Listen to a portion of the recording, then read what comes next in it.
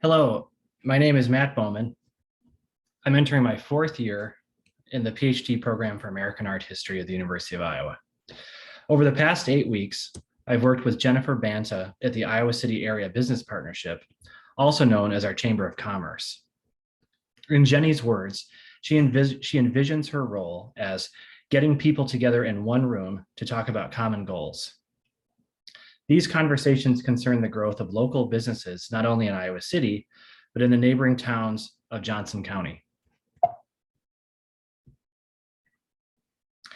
Of utmost concern to Jenny is the removal of barriers to local business success, fostering a civic environment that encourages them to both originate and stay here.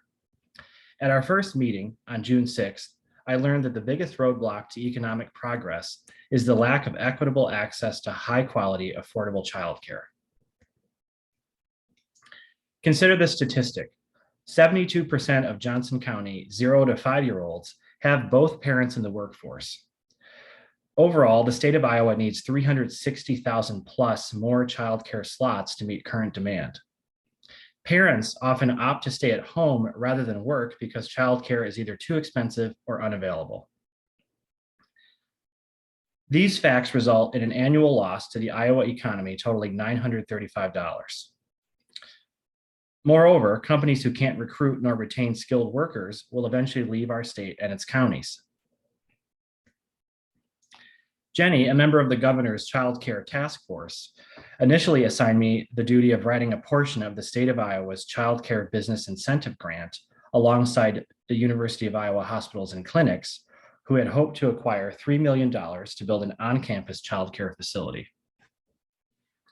We met with University of Iowa HR and collected data. But the plan fell through due to deadline constraints. I quickly switched gears toward Jenny's broader agenda of business community investment into childcare. First step was coordinating a meeting with McKinley Bailey, former state representative and now director of Building Families, a nonprofit that funds childcare programs in several counties near Ames, Iowa. Inspired, Jenny and I partnered in development of the McKinley Plan, which calls for the pooling of American Rescue Plan, or ARPA dollars, to subsidize child care worker wages immediately, but with long-term generational ramifications in mind. We pitched the idea to area stakeholders. Among them were Shelley Mahari, Lynette Jacoby, and Jeff Ruin. With their support, Jenny subsequently presented the plan to University of Iowa's HR, who proposed an annual contribution per employee over 3 years. An action relevant, in fact, to the university's diversity, equity, and inclusion imperatives. Although my time with Jenny has come to an end, she will continue to seek backing for our work from local businesses and childcare centers.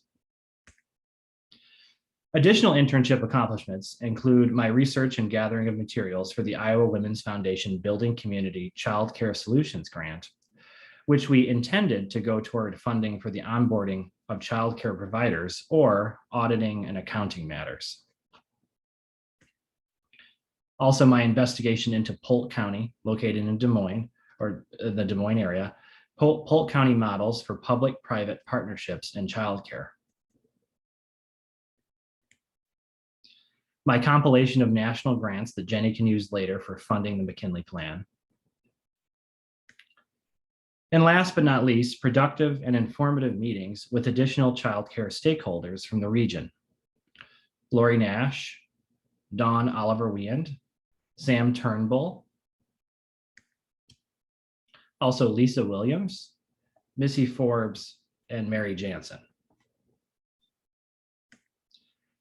This internship pushed me out of my comfort zone in areas of expertise while simultaneously exposing me to complex structures, systems, and landscapes, both on paper and on the ground. For instance, I now possess finely tuned skills in the interpretation of graphs and charts. I also understand fully the timely pace of the business world and its means of communication and collaboration, such as the intuitive Monday.com job board, as well as the core differences between nonprofits, government bodies, and various types of businesses.